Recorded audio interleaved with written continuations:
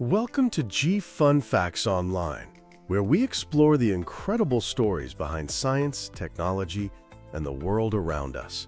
Have you ever looked at a massive skyscraper, a historic lighthouse, or an ancient monument and thought, that is permanent, that is immovable? We think of buildings as things that are fixed, rooted to the spot where they were built. But what if I told you that we can, and we have, picked up some of the largest structures ever built and moved them? Not just a few feet, but across city blocks, up mountainsides, and away from encroaching oceans. This isn't a magic trick. It's the spectacular, mind-bending science of structure relocation. Today, we're diving into 3 amazing stories of buildings on the move, feats of engineering that saved priceless history and solved impossible problems. Let's start in Indianapolis, Indiana, the year 1930. The Indiana Bell Telephone Company was booming. They desperately needed a larger headquarters, but they had a problem. Their current building, an 8-story, 11,000-ton structure, housed the city's essential telephone exchange. Tearing it down to build a new one would mean interrupting service for thousands of customers, something that was simply not an option. The solution they came up with sounds like something out of a cartoon. Instead of demolishing the building, they decided to move it, while it was still fully operational. For 34 days, a team of engineers, led by the brilliant architect Kurt Vonnegut Sr., that's right, the father of the famous author, undertook one of the most audacious moves in architectural history. First, they lifted the entire 11,000-ton building off its foundation using an army of hand-operated jacks.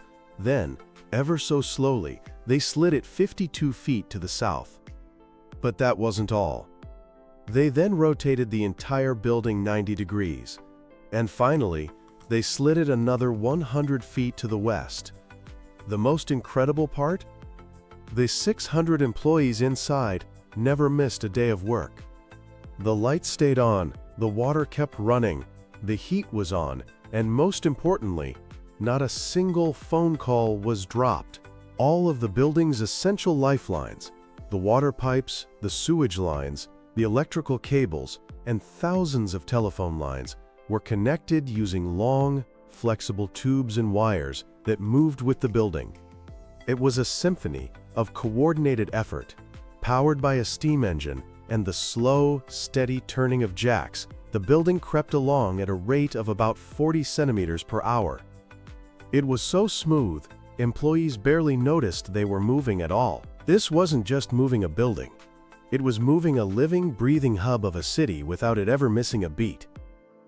Now, let's travel from 20th century America back to ancient Egypt and fast forward to the 1960s for a challenge on an entirely different scale. Here, the problem wasn't a growing business, but a growing lake. Egypt was building the Aswan High Dam, a project vital for the country's development. But it came at a staggering cost. The dam would create Lake Nasser, one of the world's largest artificial lakes, which would flood an entire region of southern Egypt, submerging dozens of ancient monuments. The most famous of these were the Abu Simbel temples. These weren't just buildings. They were 2 colossal temples carved directly into the face of a solid rock mountain over 3,000 years ago by Pharaoh Ramesses II. You can't just put a mountain on rollers. The world watched in horror at the thought of losing this irreplaceable piece of human history. So UNESCO launched an unprecedented international campaign.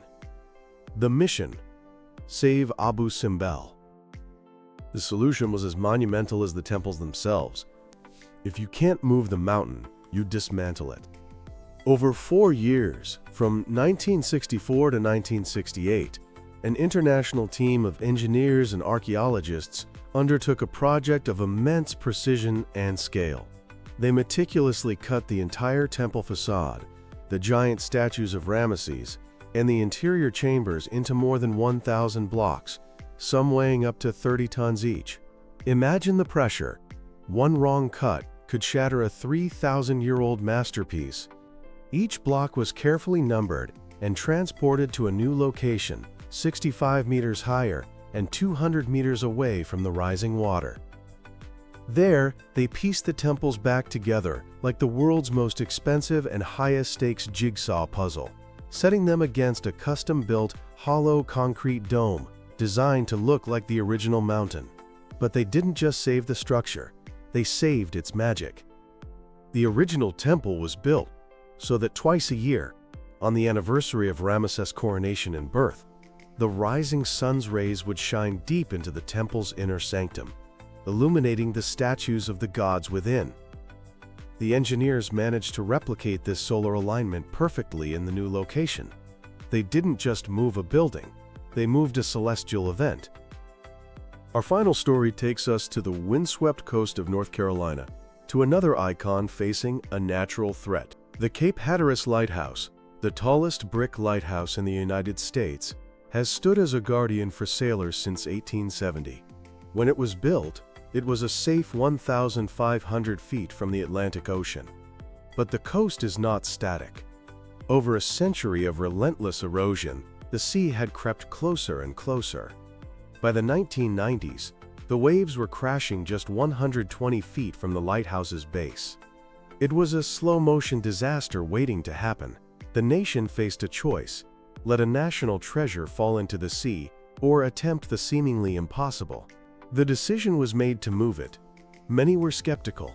How do you move a 208-foot-tall, nearly 5,000-ton tower of brick without it crumbling into a pile of dust?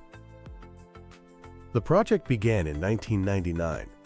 The plan was a marvel of modern engineering. First, the entire lighthouse was lifted off its granite foundation using a unified jacking system. 100 computer-controlled hydraulic jacks lifted the structure in unison, ensuring the immense weight was perfectly distributed to prevent even a single crack from forming. Once lifted, the lighthouse was transferred to a transport system, a platform resting on rollers that moved along a specially built steel track. It became a lighthouse on rails. Over 23 days, the lighthouse was slowly, painstakingly pushed along this track by hydraulic rams. It moved just 5 feet at a time, traveling a total of 2,900 feet inland. The world watched, holding its breath, as this beloved black and white striped tower slid across the sand. The move was a stunning success. Today, the Cape Hatteras Lighthouse stands on a new foundation, a safe 1,600 feet from the shore, saved from the sea. From an office building that pivoted without dropping a call, to an ancient temple deconstructed and rebuilt piece by piece, to a lighthouse that slid away from the ocean's grasp, these stories show us something profound. The trajectory is clear. What seems like science fiction to one generation becomes a landmark engineering achievement for the next. The fundamental human desire to preserve our heritage and adapt to a changing world will ensure that for as long as we build monuments, we will also find incredible ways to move them. Thanks for listening to Fun Facts Online.